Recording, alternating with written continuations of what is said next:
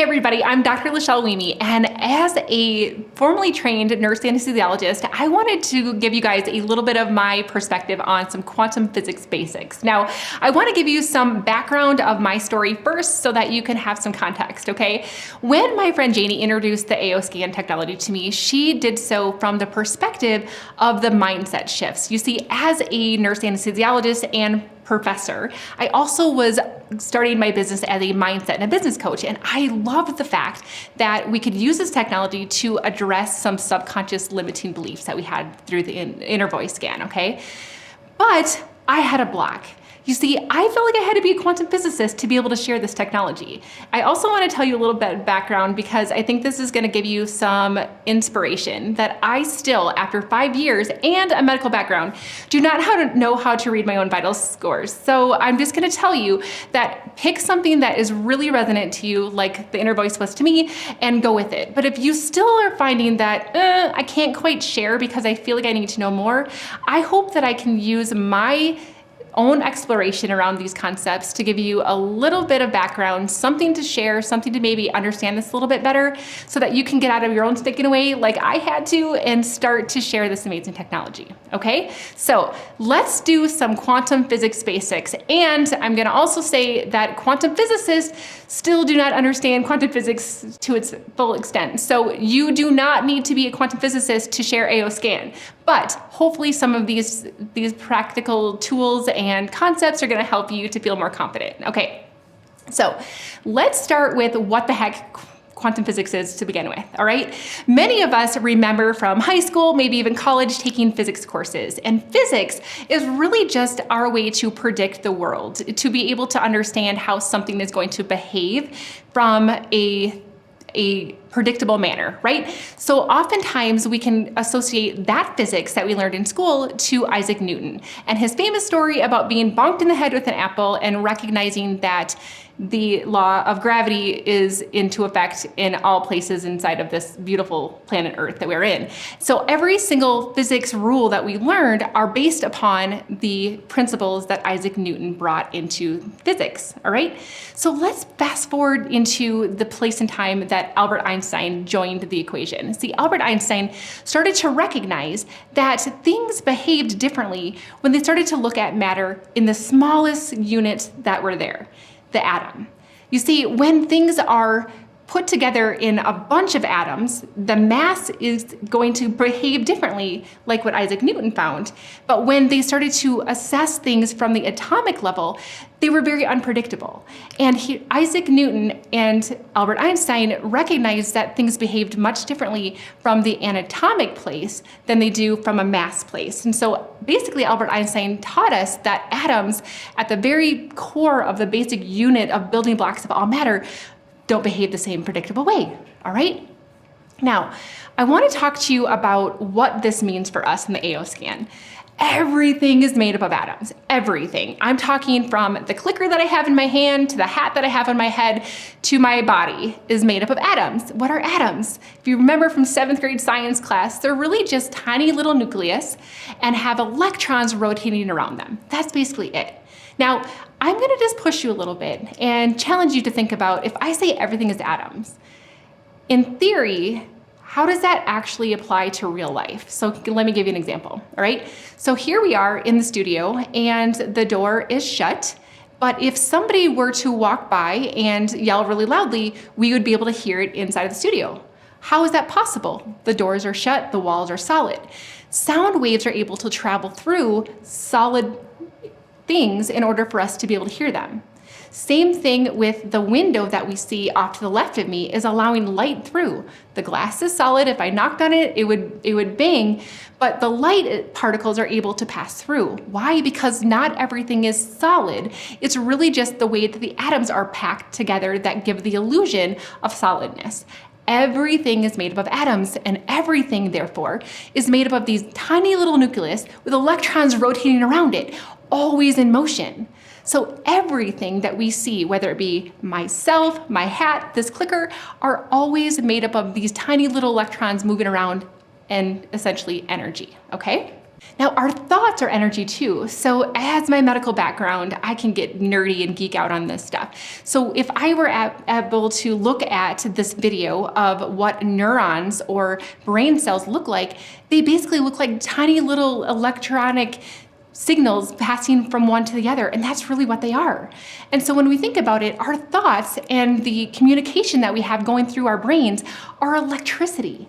How cool is that? We even measure things like our brain waves in patterns that recognize the waveforms of energy, right? So if I look at this like the gamma waves versus the delta waves, the energetic waveform that we're seeing here is just showing us the energetic frequency pattern. How we use it in medicine. Same with our heart. Our heart has an electrical impulse that goes from our SA node to our AV node, and it creates this ECG waveform. Everything is energy. And it's really cool, and we're gonna get into this in just a second, but the electrical impulses from my brain, my thoughts, and my heart are what create this beautiful electromagnetic, basically biofield around me. Now, I wanna point something out, that our energy, the frequency, can actually impact matter.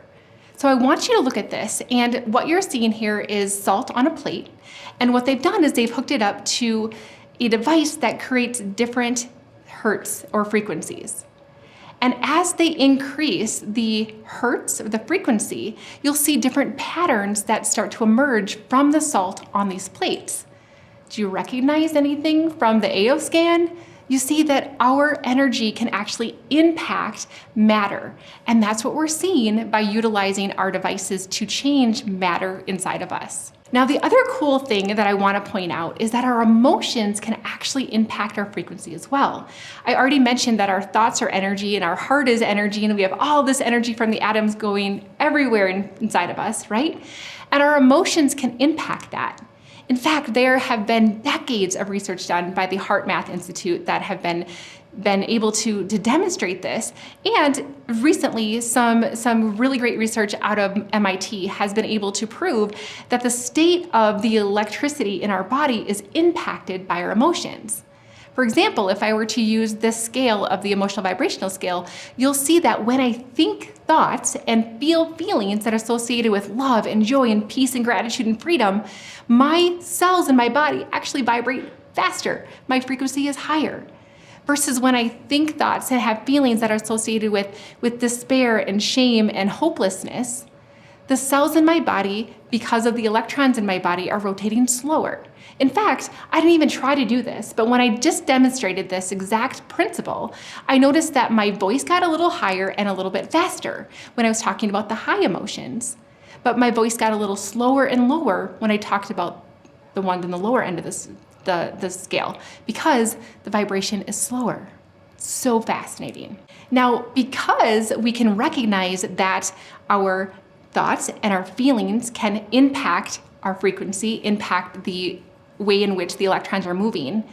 We've just demonstrated that energy and frequency can impact matter.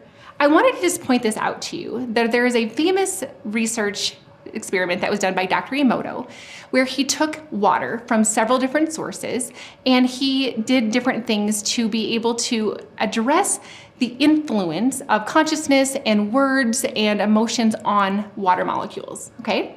So what he did was he either wrote or they spoke words or they prayed over water molecules. And then after they did that, they froze the water molecules and they looked at those water molecules underneath a microscope.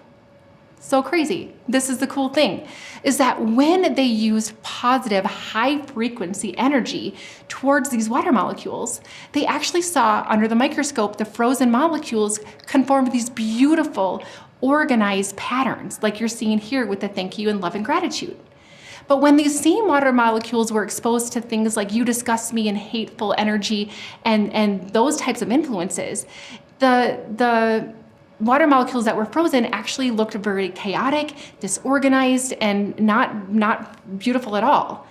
You see, our energy and our thoughts and our feelings impact matter. They impact things around us. And if you think about it, our bodies are made up of 2/3 water. So if we're constantly thinking thoughts and saying things to ourselves that are not in alignment, no wonder we're getting caught up in these negative spirals of negative self-talk, right? And so this is where we get to use things like the AO scan to shift those energies to allow it to show up differently in form within our body. All right, so I hope that that helped you to at least recognize what quantum physics is. It's literally just the difference between looking at an atom versus a whole bunch of atoms put together as a mass, all right? And noticing that they behave differently when they are in the atom form versus when they're conglomerated together, okay? So now let's look at how the heck the AO scan is able to do this, because I gotta tell you that I had a heck of a time as a researcher and as a professor to be able to tell people how the heck I can read their scans from no matter where they were in the world, and I can deliver things, and how the heck does that work? And I needed to feel like I understood it enough to buy into it myself. And you do not have to be able to explain this to anyone.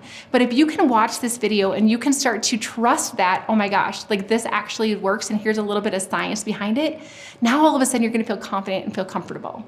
You don't have to be an expert. You just have to believe it yourself, okay? So the AO scan uses your biofield, scalar waves, and resonance energy to read and deliver energy. So what does that mean? Let's start first with your biofield.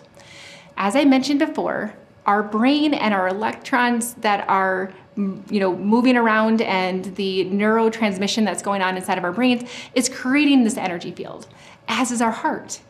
And the two of them working together and all the cells that are vibrating constantly have created essentially this beautiful field around us.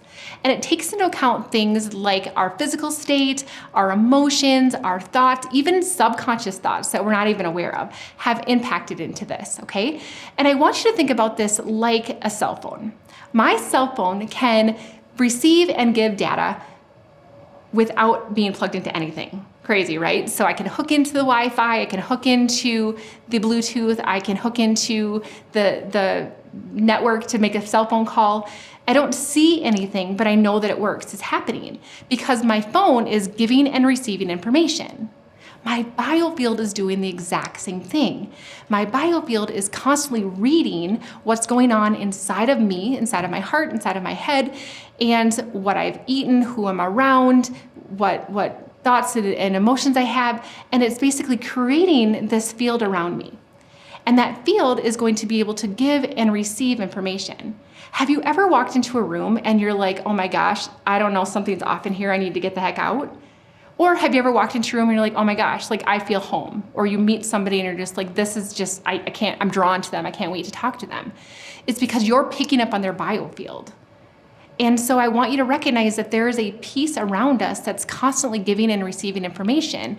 And that is what the AO scan taps into, is the recipient's biofield, okay? And it's being able to read and then give back to it just like a cell phone does. Now, every cell in your body has a baseline frequency when healthy. They've been testing this and adding to the database for decades now. So they know that the human pancreas cell vibrates at such and such a hertz, knowing that the electrons are rotating at such and such a speed, right? And that when that cell or that organ system or that blood is in harmonics or in balance, it's supposed to vibrate at such and such a frequency. And all those things are going to impact our biofield, but that's what the AO scan is picking up on.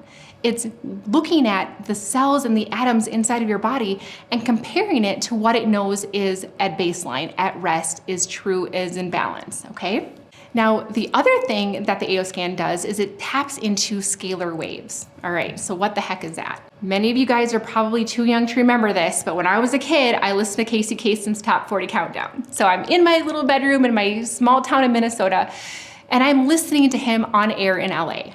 How in the heck was I able to tape his show and my mixtape and my boombox in my room all the way from California to Minnesota? Through the airwaves, right? That makes sense. And so many of us are familiar with different waves that we're exposed to all the time. In fact, I'm standing here right now healing from a broken foot, and I had to have an x-ray to be able to diagnose that. And so x-rays, microwaves, electromagnetic waves, radio waves, all of these are waves that we're familiar with.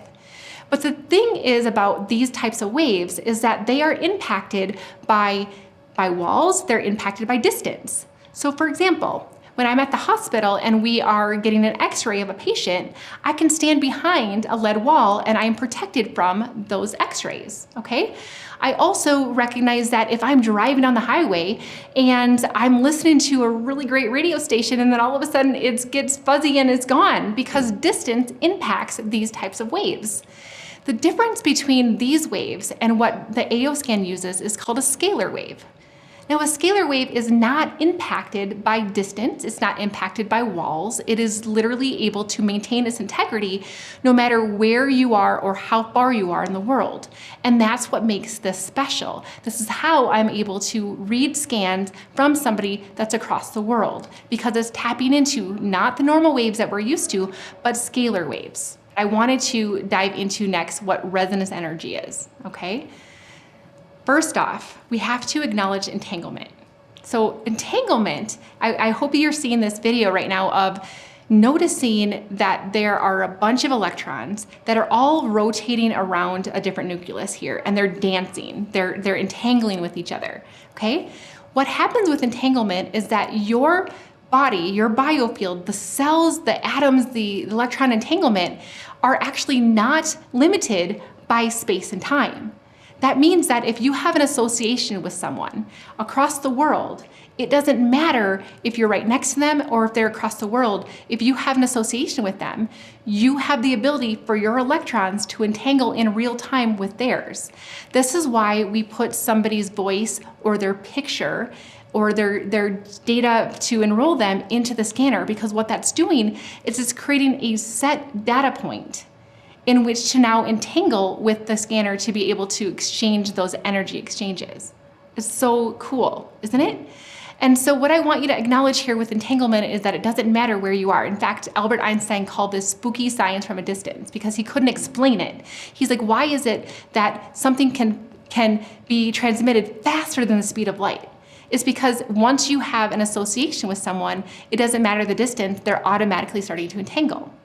Now, I want you to think about this almost in terms of like prayer. So if I say a prayer to somebody, I know that that is getting to them. It doesn't matter where they are in the world because of entanglement. I set the intention with them as a recipient, and I allow for entanglement in quantum physics to do its job. The sound waves from this tuning fork will cause this box to vibrate. When that box vibrates, it makes the tuning fork vibrate. So when I do this, I'm going to hit this tuning fork, but you can still hear it vibrating. A lot of times people think it's the original tuning fork still making noise, but it's the other one. All right, so resonance energy is really how the AO scan is able to exchange information from the actual scanner to the biofield of the recipient. So I want you to think about it like this. Entanglement allows for essentially an uninterrupted phone line that can go from the scanner to the recipient. And it is not going to be impacted by distance, it's not going to be impacted by time, it's like a secure line that nothing can fix or nothing can break, okay? So if you think about it like that, that's the line, the entanglement. We've set them as our data point and it's allowing that relationship to happen, okay? Now resonance energy is like the conversation. The resonance energy is taking what the data points that the scanner has and all of the information from the algorithms and the databases from what our neutral energetic frequency should be, okay? And it's basically saying, this is off base, and it's then taking that reading from the person's biofield and saying, okay, this is different than what my baseline is. And now I'm going to use resonance energy, just like in this video, to essentially tune it in to something different. And it's doing that from our scanner to the client through their biofield and resonance energy. It's taking what I want it to be and influencing it to their body. And now how it does that, again, is through the secure line from entanglement and the scalar waves that go back and forth. So I want you to think about this, okay? So I have a phone call, I'm securing that to the other person, and I'm having that conversation going back and forth between reading what that biofield is and then sending back what it needs. Just like my phone sends and receives information, your biofield is doing the same through resonance energy with the help of entanglement so that you don't have to be next to somebody. Now, I hope that this helped a little bit because I know that so many of us can get blocked by talking about the AO scan. We feel like we have to be a quantum physicist. We have to understand everything. Friends, you do not have to know everything. I needed to go on this rabbit hole probably just so that I could be here to help you, okay? But what I want you to reinforce here is that you just have to believe that it works, and that I want you to know that as somebody who's a scientist, as a researcher, as a former professor, I needed to understand that this wasn't just something that sounded good. I wanted to know how it worked and why it worked.